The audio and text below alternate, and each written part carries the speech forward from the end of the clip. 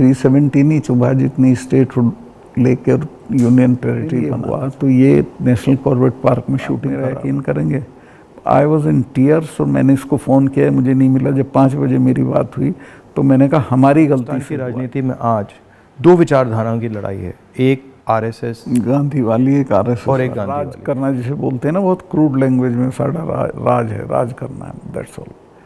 और वो उस तरह से जो जवाबदेही जनता के लिए होती है वो महसूस भी नहीं करते हैं। 4th व्यूज, चौथा विचार। तो आप कब से हैं राजनीति में? मैं राजनीति में स्टूडेंट लाइफ से हूँ, क्योंकि मैं अपनी यूनिवर्सिटी में प्रेसिडेंट था ट्वाइस। और जिस साल मैं यूनिवर्सिटी छोड़ रहा था तभी मुझे चरण सिंह जी ने बुलाया, और चरण सिंह जी के तब 30 MLA छोड़ गए थे। किस साल की बात है? ये दैट इज 1973। तो उन्होंने कहा सतपाल देखो बेईमान, मैंने पार्टी बनाई थी किसानों की, मुझे छोड़ दिया। मेरा हाथ पकड़ के उन्होंने बड़ा इमोशनल होकर कहा कि तुम इस पार्टी को संभालो, किसानों की पार्टी है, और किसी से बात मत करो। अभी जाके मेरी मीटिंग है शाम को 5 बजे जिम खाना में, उससे पहले अनाउंस कर दो तुम मेरे साथ हो, और किसी से मत मशवरा। जैसे उन्होंने कहा था वैसे ही किया, और नेक्स्ट डे आ गया कि मैं उनके साथ हूँ। उन्होंने सारी पार्टी मुझे सौंप दी, जनरल सेक्रेटरी बना दिया। उसके बाद उन्होंने MLA लड़ाया, तो मैं 26 साल की उम्र में 74 में MLA हो गया। फिर राज्यसभा का मेंबर हुआ, 2 बार लोकसभा का हुआ, मिनिस्टर हुआ, और अब गवर्नर हुआ। तो तब से लड़ाई झगड़ा कुछ ना कुछ चलता रहता है। बट होल टाइम पॉलिटिक्स में आ गया, फिर प्रैक्टिस वगैरह नहीं कर पाया। तो कैसे थे वो चरण सिंह? चरण सिंह जी वो अच्छे थे। तो उनकी दिक्कत क्या थी कि उनको किसी भी तरह प्राइम मिनिस्टर बनने का एक सपना देखते थे वो। हाँ। तो उसमें उन्होंने इधर उधर किया, और वो कल्चर्ड, ईमानदार, बहुत स्वीट आदमी थे। बट ये मतलब हमारे जो पॉलिटिशियंस है, काफ़ी लोगों को ये हो जाती है कि बस बनना ही बनना है। हाँ, मतलब सब कुछ कॉम्प्रोमाइज़ करके बनना है। मैं आपको कह रहा हूँ, आपकी पूरी जो स्ट्रेंथ है जो किसी के पास नहीं है, वो ये है कि मुझे कुछ नहीं चाहिए। इससे सामने वाले सब खलास हो जाते हैं। बट ये होता क्यों है कि मतलब इतनी मतलब इम्पेशंस हो जाती है कि बस हर हालत में ही, मतलब काफ़ी पॉलिटिशियंस ऐसे होते हैं। आज़ादी के फौरन बाद तो राजनीति एक तरह से कर्तव्य था, और लोग करते थे उसको उस तरह। फिर ये प्रोफेशन हो गया, और अब ये बिजनेस हो गया है। आप जम्मू कश्मीर में जब थे, जी, मतलब बड़ा कॉम्प्लिकेटेड टाइम था, बहुत कॉम्प्लिकेटेड। उसके बारे में आपकी क्या राय है? क्या मेरी ये राय है कि जम्मू कश्मीर को आप ज़बरदस्ती या फौज से ठीक नहीं रख सकते हैं। वहाँ के लोगों को जीत के आप कुछ भी कर सकते हैं, और वहाँ के लोग एमिएबल हैं। ऐसा नहीं कि इम्पॉसिबल है, मैंने तो देखा, मैंने उनको अपने साथ किया। आपने अंदर से डिटेल से देखा, सोल्यूशन वहाँ किस बेसिस पे आएगा? इमीडिएटली तो उनकी स्टेटहुड वापस करना चाहिए। उनको इतना 370 नहीं चुभा जितनी स्टेटहुड लेकर यूनियन टेरिटरी बनाना चुभा। और यूनियन टेरिटरी इन्होंने किस लिए बनाया, जो मुझे लगता है, मुझे नहीं बताई वो बात, इनको ये अंदाज़ा था कि पुलिस रिवोल्ट कर जाएगी, जबकि ऐसा नहीं था। पुलिस इतनी फेथफुली रही भारत सरकार के साथ कि ईद का महीना था, एक एक सिपाही ने छुट्टी भी नहीं मांगी, वहीं लाइन में रहे। तो एक तो स्टेटहुड, और उनका प्रॉमिस भी है अमित शाह का हाउस में, उसको इमीडिएटली वापस करना चाहिए, और फिर इलेक्शन करा देने चाहिए। बट जब मैं जम्मू गया, ये जम्मू के लोगों को भी ये लगता है कि हमारा मतलब स्टेटहुड ले लिया। हाँ, उससे तो वो भी खुश नहीं है। सबसे ज़्यादा वही चीज़ चुभी है। तो ये मतलब कर क्यों नहीं रहे इसको? पता नहीं, मेरी बात हुई, मैंने कहा वापस कराइए, तो बोला कह दिया होगा, क्या जरूरी है वापस कराना, चल तो रहा है सब ठीक। कहाँ ठीक चला, सारी इंसर्जेंसी वापस आ गई है, टेररिस्ट एक्टिव हो गए। अब तो काफ़ी घटनाएं अब तो जगह जगह हो रही हैं। राजौरी में रोज़ होता है, ऊपर कश्मीर वैली में रोज़ कुछ ना कुछ होता है। आपकी क्या राय है उसके बारे में, पुलवामा के बारे में? पुलवामा के बारे में मैं ये तो नहीं कहता इन्होंने कराया, बट पुलवामा में इन्होंने उसको इग्नोर किया और पॉलिटिकल इस्तेमाल किया अपने लिए, क्योंकि उसमें इनकी स्पीचेस हैं जिसमें ये कहता है कि जब वोट देने जाओ तो पुलवामा की शहादत को याद रखना। जैसे ही मैंने पुलवामा के बारे में सुना, मुझे पता लगा कि हमारे जो शहीद हैं एयरपोर्ट आ रहे हैं जी। तो मैं सीधा एयरपोर्ट गया। हमारी सिक्योरिटी वालों ने मुझे कहा कि नहीं नहीं आप मत जाइए, मगर मैंने कहा मैं जा रहा हूँ। तो मैं एयरपोर्ट में चला गया, और एयरपोर्ट में उस टाइम मुझे कमरे में बंद कर दिया, और मुझे कहा कि देखिए आप कमरे से नहीं निकल सकते। मैंने कहा मतलब? तो उधर वो सब शहीद आए थे, वहाँ पे आर्मी के लोग थे, प्रधानमंत्री आ रहे थे और मुझे मतलब लिटरली चाबी से बंद किया कि आप बाहर नहीं जा सकते। मैंने सिक्योरिटी वालों से बोला ये मतलब ऐसे कैसे कर सकते हैं, और फिर लड़के मैं वहाँ से निकला तो मुझे लग रहा था कि एक पूरा वहाँ पे शो सा क्रिएट हो रहा था। हाँ वो था ही, वो प्रधानमंत्री को श्रीनगर जाना चाहिए था, राजनाथ सिंह आए थे, मैं था, हम लोगों ने श्रद्धांजलि दी थी, प्रधानमंत्री को उसी दिन जाना चाहिए था। नहीं मगर मुझे उसमें क्या शौक लगा कि ऐसे लग रहा था कि एक कोई बड़ा इवेंट सा हो रहा है ना इसके लिए, और वहाँ पे प्रधानमंत्री आए हैं और ये पूरा मतलब जैसे देश को दिखा रहे हैं कि भैया देखो, काफ़ी डिस्टेस्टफुल सा था। जिस दिन ये हुआ तो ये नेशनल कॉर्बेट पार्क में शूटिंग करा रहा था अपनी, तो ये अवेलेबल मैंने 3-4 बार कोशिश की, मिला ही नहीं मुझको। 5 या 6 बजे इसका फ़ोन आया, हाँ सतपाल भाई क्या हुआ? मैं कहा हमारे इतने लोग मर गए हैं और हमारी गलती से मरे हैं। तो बोला नहीं चुप रहना, अभी कुछ नहीं बोलना इस पर। फिर 1 घंटे बाद ये डोभाल जो मेरा क्लास फेलो रहा लॉ में मेरठ में, तो इसका फ़ोन आया, सतपाल भाई आप बोल दी। मैं 2 चैनल को बोल चुका था ये बात, तो इन्होंने कहा नहीं कुछ नहीं बोलना है इस पर। मैं कहा ठीक है, मैं समझा कुछ जांच वाँच कराएंगे, उस पर असर पड़ेगा। कुछ भी नहीं। तीसरे दिन इनका आ गया कि ये पुलवामा की शहादत को याद रखो और अब हम बालाकोट करेंगे, ये करेंगे, वो करेंगे। और अभी तक उसमें कुछ नहीं हुआ? कुछ नहीं, करना भी नहीं है इसको। पुलवामा के शहीद जिस तरह हुए थे इसलिए हुए कि उन्होंने 5 एयरक्राफ्ट मांगे थे। अगर वो मेरे से मांग लेते तो मैं इमीडिएटली कर देता। मैं तो वहाँ स्टूडेंट्स जब जम्मू में फंस जाते थे बर्फ में, उनको एयरक्राफ्ट से, क्योंकि दिल्ली में एयरक्राफ्ट इमीडिएटली मिलता है किराए पे। 4 महीने तक एप्लीकेशन उनकी पड़ी रही होम मिनिस्ट्री में, और 4 महीने बाद वो खारिज कर दी कि नहीं देंगे। तब वो सड़क से चले। इतना बड़ा मतलब 4 महीने के लिए वो चले ही नहीं? चले ही नहीं, इसलिए कि वो सड़क से चलना बिल्कुल इनसिक्योर होता है, वो उनके उसमें नहीं है सिस्टम में। 5 जहाज मांगे थे उन्होंने, वो नहीं दिए, 4 महीने तक लटकाए रखे। और तो 4 महीने के लिए क्या होल्ड पे थे क्या? होल्ड पे थे सब, मेरे सामने नहीं आई। अगर मेरे सामने आई होती तो मैं उसमें कुछ करता। That was between CRP and home ministry. लेकिन ये थी कि अटैक हो सकता है। इसके अलावा वो जो गाड़ी टकराई थी वो 10 दिन से घूम रही थी वहाँ, पूरा आप समझिए कि भरी हुई विस्फोटक से। वो कैसे मतलब इतना एक्सप्लोसिवली कैसे मतलब ऐसे घूम रही थी? सिस्टम नहीं था ठीक से। और जब मैं गया हूँ फिर पुलवामा होने के बाद, तो जो 10 किलोमीटर का स्ट्रेच है उसमें लगभग 8-10 लिंक रोड मिलती हैं। एक भी सैनिटाइज नहीं थी उस दिन। बल्कि हम तो जब अपनी पुलिस को भेजते थे कश्मीर की, तो पूरी रोड पे सिविल ट्रैफिक बिल्कुल रोक देते थे, सैनिटाइज कर देते थे, तब भेजते थे। ना हाईवे सैनिटाइज था, ना वो लिंक रोड। और लिंक रोड जहाँ हाईवे में मिलती है वहाँ रिवाज ये है कि वहाँ एक जिप्सी खड़ी होनी चाहिए जो उसे रोक दे कि नहीं भैया काफिला चला जाए सीआरपी का, तब जाना। ब्लॉक कर कुछ नहीं था, there was nothing like that. तो जब आप वहाँ गए, जैसे पॉलिटिक्स में हम ऐसी घटनाओं में जाते हैं, तो जब हम कहीं पहले पहुँचते हैं कोई माइंड में कोई फीलिंग आती है, तो इसमें आपकी क्या फीलिंग आई थी जब आप पहली बार वहाँ गए? आप मेरा यकीन करेंगे, आई वॉज इन टीयर्स। और मैंने इसको फ़ोन किया, मुझे नहीं मिला। जब 5 बजे मेरी बात हुई तो मैंने कहा हमारी गलती से हुआ ये। तो बोला नहीं इस पर आपको चुप रहना है। मैं चाहता था कि कुछ सर इसमें कटने चाहिए जिनकी जिम्मेवारी थी। कुछ भी नहीं, किसी का नहीं, कुछ नहीं हुआ। उसको इलेक्शन के लिए यूज़ करना चाहते थे कि ये पाकिस्तान ने किया, हमारे जवान मारे और अब हम हराएंगे। भारत जोड़ो यात्रा में हम वहीं से निकले, एक्चुअली साइट से निकले, पुलवामा से।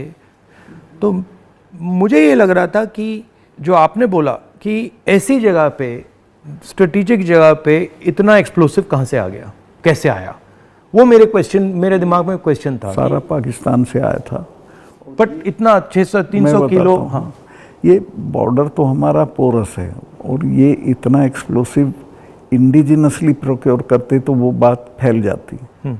ये 10-12 क्विंटल तो आया हुआ था, उसमें से ये गाड़ी पूरी भरी थी एक्सप्लोसिव से।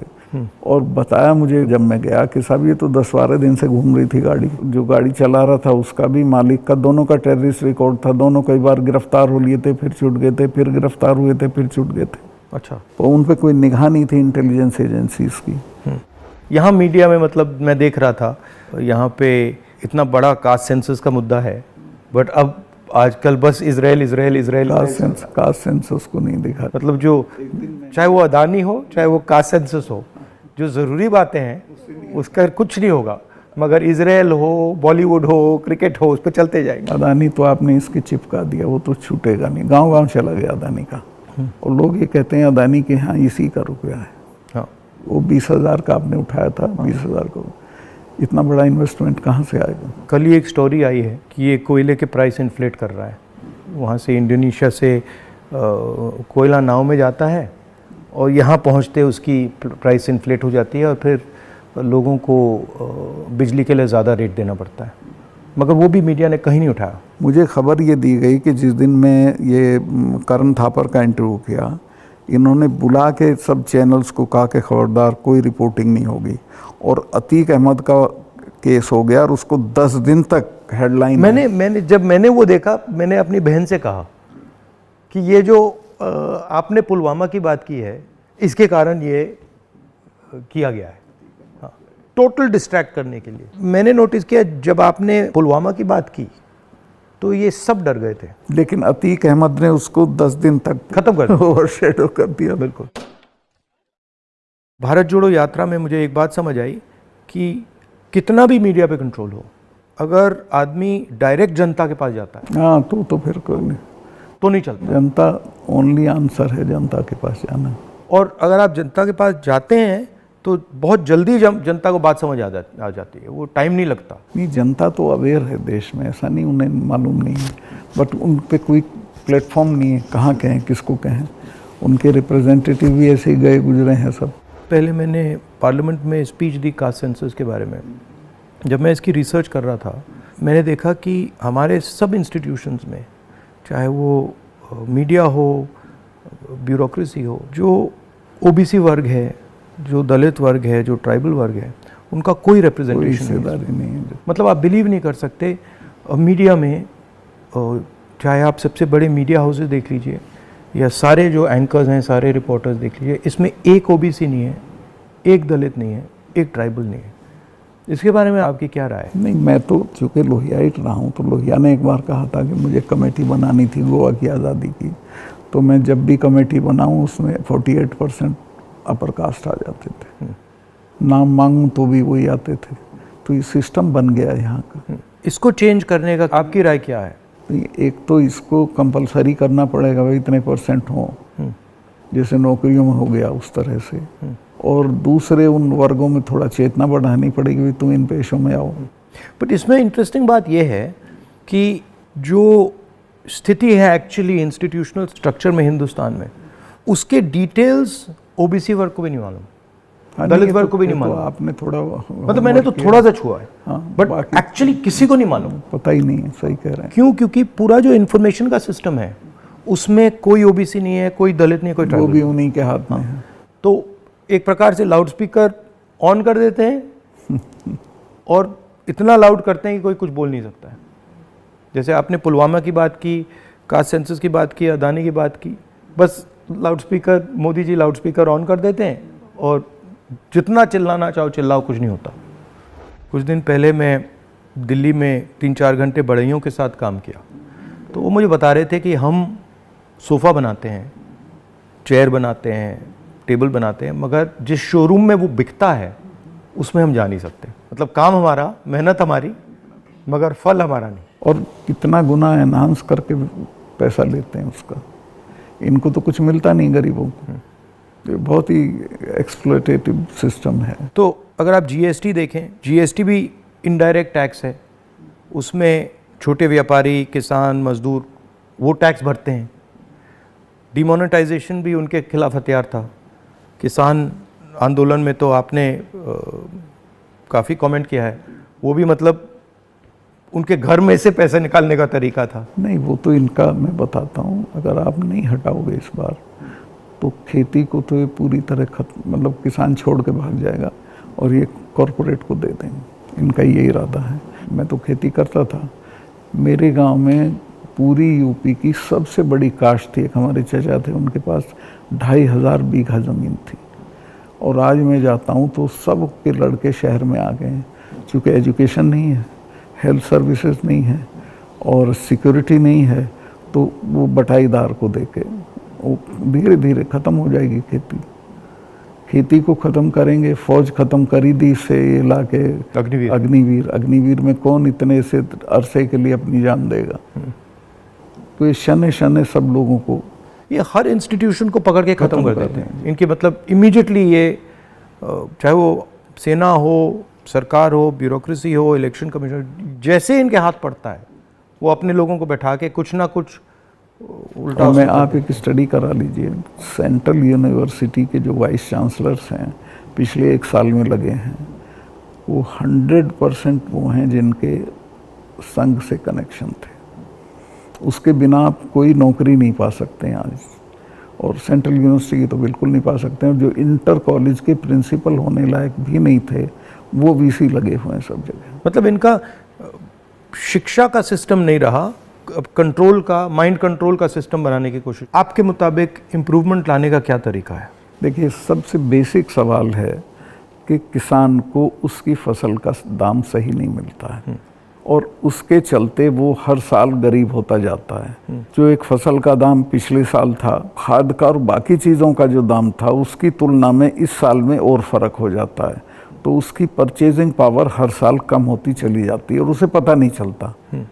ही डजंट नो कि मैं गरीब हो रहा हूँ, लेकिन वो गरीब हो जाता है क्योंकि उसके जितना 1 मन गेहूं में पिछले साल खाद खरीद सकता था, इस साल नहीं खरीद सकता, इस साल ज़्यादा गेहूं देना पड़ेगा। तो वो जो उसकी परचेजिंग पावर कम होती है उसको एहसास ही नहीं है, पता भी नहीं चलता है। तो वो तो मैंने देखा जब पब्लिक मीटिंग्स में बताते तो कहते हैं हमें तो पता ही नहीं था ये। मैं कहा भाई तुम्हें पता ही नहीं, तुम गरीब हो रहे हो। तो उन्हें सुन के बुरा लगता है। फिर मैं समझाता हूँ, बताओ पिछले साल इतने गन्ने में कितना सामान खरीदते थे, इस साल कितना खरीदते हो। तो सबसे पहले है कि जो पैरिटी ये है एमएसपी, इसको लागू करना चाहिए। एमएसपी में ये नहीं कि सरकार सारी फसलों का एमएसपी दे, लेकिन एमएसपी करने से बाज़ार गिरेगा नहीं। और एमएसपी है इसलिए कि बाज़ार एक ख़ास जो आपने दाम तय किया उससे नीचे गिरेगा तो सरकार इंटरवीन करेगी। और ये पंडित जी के ज़माने से जो नागपुर सम्मेलन में जवाहरलाल जी ने कराया था ये कि हम इंटरवीन करेंगे और ख़रीद लेंगे। तो एमएसपी का लागू होना बहुत ज़रूरी है।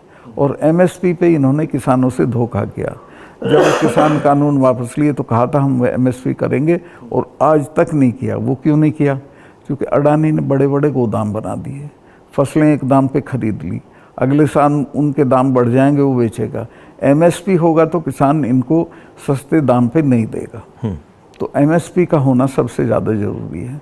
फिर जो उसके लिए आप खाद, बिजली, पानी जो भी सरकार देती है उसके दामों पे कंट्रोल करना पड़ेगा, वो बेतहाशा ना हो, ताकि वो जो मैंने बताया जो फ़र्क रहता है खरीद बेच का वो ना हो।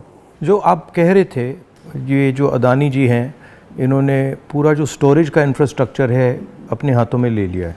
इसका इफ़ेक्ट मैंने जम्मू कश्मीर में देखा, इसका इफ़ेक्ट हिमाचल में दिखता है, अलग अलग स्टेट्स में, हरियाणा, पंजाब में। हरियाणा में तो पानीपत में बड़े बड़े गोदाम बना दिए। तो पूरा मतलब इस जो स्टोरेज का इंफ्रास्ट्रक्चर ये कैप्चर कर लिया है।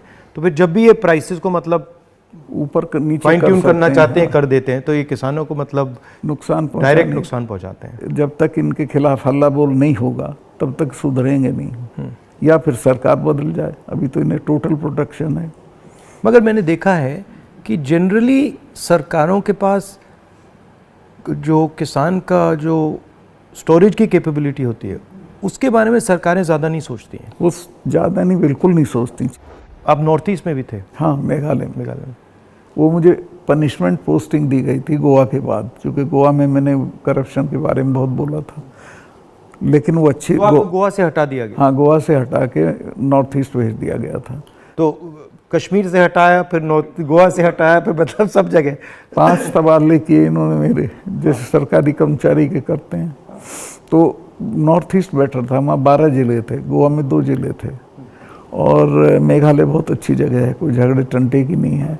रिलैक्स लोग हैं जी हाँ, रिलैक्स अच्छे लोग हैं। संगमा साहब का लड़का चीफ मिनिस्टर था, तो उससे बहुत बढ़िया रिलेशनशिप रही, कोई दिक्कत नहीं हुई मुझे। तो मणिपुर के बारे में क्या राय है आपकी? वहाँ मतलब पूरा फेल्योर है सरकार की। चीफ मिनिस्टर जा नहीं सकता, कुछ कर नहीं सकता, लेकिन उसको अभी तक हटा नहीं रहे हैं। ये जम्मू एंड कश्मीर का भी ऐसे ही प्रयोग करते हैं, पंजाब का भी ऐसे ही प्रयोग करते हैं, मणिपुर का भी ऐसे ही प्रयोग करते हैं। मैं गया मणिपुर में, वहाँ जो आप कह रहे हैं बिल्कुल सही है, वहाँ कोई कंट्रोल नहीं था। पूरी क्राउड निकल आई थी आप, ये कोई कंट्रोल ही नहीं था, मतलब बिल्कुल एक स्टेट बचा ही नहीं है, 2 स्टेट बन गए हैं, एक इस तरफ और दूसरा दूसरी देखिए तरफ। नॉर्थ ईस्ट सेटल्ड था, इन्होंने डिस्टर्ब कर दिया। सब जगह ये कुछ ना कुछ मतलब अपना करते रहते हैं। और 6 महीने की बात है, मैं लिख के दे रहा हूँ, बिल्कुल नहीं आएंगे पावर में। नहीं, एक्चुअली अगर ज़मीन पे जाएं तो बहुत नफरत है लोगों को, बहुत शदीद, पूछिए मत आप। मुझे लगता है कि हिंदुस्तान की राजनीति में आज 2 विचारधाराओं की लड़ाई है, एक आरएसएस गांधी वाली, एक आरएसएस और एक गांधी वाली, और दोनों एक प्रकार से हिंदुइज्म के एक्सप्रेशन है। दोनों एक विजन है हिंदुइज्म का, एक अहिंसा का, एक भाईचारे का, और दूसरा जो आरएसएस का, जिसको मैं डिस्टॉर्टेड विजन कहता हूँ, वो नफ़रत का, हिंसा का। तो इस फाइट के बारे में आप क्या सोचते हैं? मेरा यही सोचना है कि हिंदुस्तान कंट्री के तौर पे तभी सरवाइव करेगा जब वो लिबरल हिंदुइज्म के रास्ते पे चलेगा, जो गांधी का विजन है। गांधी ने ऐसे ही नहीं कहा था, गांधी ने इस देश को जितना समझा था किसी ने नहीं समझा था। वो गांव-गांव गए थे, जगह जगह गए थे, और वो इस नतीजे पे पहुँचे थे कि नहीं, बाकी बातें बेकार हैं, ये ठीक है रास्ता। तो हिंदू का जो लिबरल हिंदू थॉट है वही रहेगा तो देश सरवाइव करेगा, वो टुकड़े टुकड़े हो जाएगा अदरवाइज। और ये कोई राजनीतिक बात नहीं है, मुल्क के अस्तित्व के लिए ज़रूरी है कि हम मिलजुल के रहें, एक दूसरे के साथ रहें, झगड़ा ना करें। नहीं, झगड़ा होगा तो मुल्क ही नहीं रहेगा ना। हाँ बिल्कुल, तो मुल्क का मतलब ही है कि मतलब भाईचारे से मिलजुल के रहें जी, मिलजुल के लोग रह रहे हैं। तो आपका मतलब काफ़ी सालों से इस लड़ाई में आपका एक्सपीरियंस रहा है, और आप मतलब बहुत सालों से आरएसएस से लड़ रहे हैं। तो आपके मतलब सजेशंस, राय क्या है? मेरी राय ये है कि अपने लोगों में ये प्रचारित हो ठीक से गांधी का, कांग्रेस का जो विजन है कि ये हम क्यों इनसे डिफरेंट हैं, ये क्या चाहते हैं, वो क्यों आपके हक में नहीं है, ये पॉलिटिकल लोग भी नहीं बोलते हैं, उनको ये बोलना चाहिए। और जो आप कह रहे थे, जो क्रिस्टलाइजेशन होना चाहिए पॉलिटिकल लोगों की माइंड में कि भाई ये अब ये राजनीतिक लड़ाई नहीं है, अब ये आइडियोलॉजिकल लड़ाई है, वो क्रिस्टलाइजेशन इतना हो नहीं रहा है। वो नहीं हो रहा है, क्योंकि देखिए हिंदुस्तान का आदमी जो पॉलिटिक्स में एक्टिव है वो राजनीति तक और अपने तक एक्टिव है। वो एक तो पहले तो देश के बारे में उस तरह नहीं सोचता जैसे सोचना चाहिए, और वो जो ब्रॉडर इश्यूज हैं उन पे राय नहीं बनाता है, राय जाहिर नहीं करता है, उस पर खड़ा नहीं होता है। तो वो हम पॉलिटिकल लोगों को करना पड़ेगा। और इसमें यह भी है कि जो, जैसे मैंने कहा कि इंफॉर्मेशन का सिस्टम जो है आसानी से राय बनाने भी नहीं देता है, जो डिस्ट्रैक्ट करता रहता है। तो इंफॉर्मेशन का सिस्टम तो वन वे हो गया है, उसमें आपकी बात तो आएगी नहीं, जो दूसरी बात है वो आएगी। और लेकिन एक अच्छी चीज़ हुई है कि लोगों ने टीवी देखना बंद कर दिया, भरोसा चला गया है। इस वक्त हम लोगों की एक ही स्ट्रेंथ है, दैट इज सोशल मीडिया। हम लोगों की बात सोशल मीडिया से फैलती है। ये उसको भी रोकने के सिस्टम ढूंढ रहे हैं, कैसे रोका जाए, वो अभी नहीं हुआ है, लेकिन वो हमारी स्ट्रेंथ है। जो प्रिंटेड मीडिया है, इलेक्ट्रॉनिक है, इस सब को इन्होंने कंट्रोल कर दिया, वन साइडेड कर दिया। लेकिन अच्छी बात यह कि लोग भी उसको समझ गए हैं, तो इनकी बात को यकीन नहीं करते, वो कहते नहीं ये तो गड़बड़ है। आपने कहा कि सोशल मीडिया में मतलब हमारा थोड़ा सा असर है, बट मेरे अकाउंट्स को तो पूरा सप्रेस किया जाता है, जैसे चाहे वो मेरी यूट्यूब हो, फेसबुक हो। नहीं, आपके होगा, पर आपके समर्थन में जो लोग करते हैं वो उसे नहीं रोक सकते। मगर जो वही है आपकी स्ट्रेंथ। जो सेंट्रल मेरा अकाउंट है उसको तो पक्का रोकते, मेरा यूट्यूब अकाउंट को तो पूरा दबा रखते। मेरा भी कुछ नहीं है, कहीं कुछ नहीं आता है, लेकिन जो हम लोगों के पक्ष में बात बोलते हैं वो फैलती है। मैंने देखा है कि जब भी सरकार पे कोई प्रेशर आता है, जैसे अगर कास्ट सेंसस की बात हो, अदानी की बात हो, एमएसपी की बात हो, किसानों की बात हो, तो ये कोई ना कोई गिमिक निकाल देते हैं। और अभी मैंने देखा कि जब मैंने पार्लियामेंट में अदानी की स्पीच दी तो सबसे पहले टीवी ऑफ कर दिया, उसके बाद मुझे पार्लियामेंट से निकाल दिया, और फिर स्पेशल सेशन की बात हुई, उसके बाद स्पेशल सेशन के के अंदर भारत या इंडिया का डिस्कशन की बात हुई और फिर एंड में विमेंस बिल की बात हुई और विमेंस बिल भी वैसा कि वो 10 साल में आएगा, आज नहीं आएगा ही नहीं कभी। तो ये इनका ये तरीका जो है, चाहे वो पुलवामा हो, विमेंस बिल हो, डिस्ट्रैक्ट करने का इनका बहुत इफेक्टिव तरीका है। 2-3 चीज़ें हैं प्रधानमंत्री की। एक तो ये किसी भी चीज़ को वो बना देता है इवेंट, छोटे छोटी चीज़ का, और उसका अपने पक्ष में इस्तेमाल कर लेते हैं। वीमेंस बिल का भी इसने यही किया, औरतों को कुछ मिल नहीं रहा है और एहसास ये करा दिया, पता नहीं कितना बड़ा काम कर दिया। हाँ। मतलब शो बहुत ग्रैंड शो होता है। जैसे वो पार्लियामेंट की बिल्डिंग, नई बिल्डिंग में जा रहे थे तो कॉन्स्टिट्यूशन को हाथ में पकड़ के पूरा मतलब ड्रामा। नई बिल्डिंग वाला इसकी कोई ज़रूरत नहीं थी, पर उनको पत्थर लगवाना था कि मैंने बनवाई थी एक पार्लियामेंट। लेकिन वो हर चीज़ को उसी तरह से बहुत मैग्लोनिया की तरह करते हैं। जैसे पुराना हाउस है, उसमें अगर आप एक्सपेंशन करना चाहते हैं तो सेंट्रल हॉल में आप लोकसभा डाल दीजिए, लोकसभा में आप राज्यसभा डाल दीजिए, हो गया काम। मतलब सेंट्रल हॉल में मतलब वो बिल्डिंग तो उसकी अगर केयर हो भी कई सौ साल चलेगी। हाँ, तो बिल्कुल। और अगर आपको सेंट्रल हॉल चाहिए तो एनेक्सी में सेंट्रल हॉल कर देते। बिल्कुल। तो प्रॉब्लम ही नहीं थी, बट प्रॉब्लम क्रिएट करके, शो करके पूरा मतलब, पर इससे देश को काफी नुकसान होता है, क्योंकि नुकसान होता है। लेकिन एक अच्छी चीज़ ये है कि लोग इसको समझ रहे हैं। लोग ना समझें तो दिक्कत है, लोग हर चीज़ समझ रहे हैं। मैं तो बिल्कुल नीचे तक जाता हूँ, वो सब बोल रहे हैं इस चीज़ को कि साहब इसको करना वरना कुछ नहीं है, ये ऐसे ही करता रहता है। और एक्चुअली जब मैं इनके भाषण सुनता हूँ और इनकी जो पॉलिसीज़ देखता हूँ तो एक्चुअली डेप्थ नहीं है, डिटेल में नहीं जाते। ज़रूरत नहीं है उसको सिर्फ रूल करना है, कोई इम्प्रूवमेंट नहीं करना, कोई चेंज नहीं करनी है, सिर्फ राज करना, जिसे बोलते हैं ना बहुत क्रूड लैंग्वेज में, सारा राज है, राज करना है, दैट्स ऑल। और वो उस तरह से जो जवाबदेही जनता के लिए होती है वो महसूस भी नहीं करते हैं। आपने काफ़ी बहादुरी के साथ जो पुलवामा के बारे में बोला, आपने जो अदानी के बारे में बोला, किसानों के बारे में बोला, तो फिर आपको धमकाया गया, सीबीआई इंक्वायरी कराएगी, सब शुरू हो गया, पूरा इनका सिस्टम चालू हो गया। आप हैरत करेंगे, ये कानून है कि जो शिकायत करता है उसको सज़ा नहीं दी जाती है। मैंने शिकायत की जिनकी की, उनका आज तक इंटरोगेशन नहीं हुआ। मेरे यहाँ 3-3 बार आ गए, मेरे स्टाफ के लोगों के फ़ोन ले गए सीबीआई वाले। मैंने कहा भाई तुम कुछ कर लो, मेरा कुछ नहीं बिगाड़ सकते, मैं तो फ़कीर हूँ, मेरे बिना कुछ है। तो तंग आ गए वो, लेकिन करना पड़ा। फिर यही कहते थे लास्ट में, साहब नौकरी कर रहे हैं मुकदमा। वो मुझे भी यही कहते थे कि भाई अब छोड़िए, मतलब हमें दबाया जा रहा है, हमें करना पड़ रहा है, इसमें कुछ है नहीं। उनकी भी मजबूरी है, उनकी मजबूरी है, क्या करें। हम बात कर रहे हैं तो इसके बाद में आप पर भी थोड़ा आक्रमण करेंगे। जब भी हम किसी से बात करते हैं एकदम आक्रमण शुरू हो जाता है उन पर। हाँ, नहीं करेंगे, मेरे पे तो करते रहते हैं, ज़्यादा दिक्कत नहीं, आपको कोई फर्क नहीं पड़ता।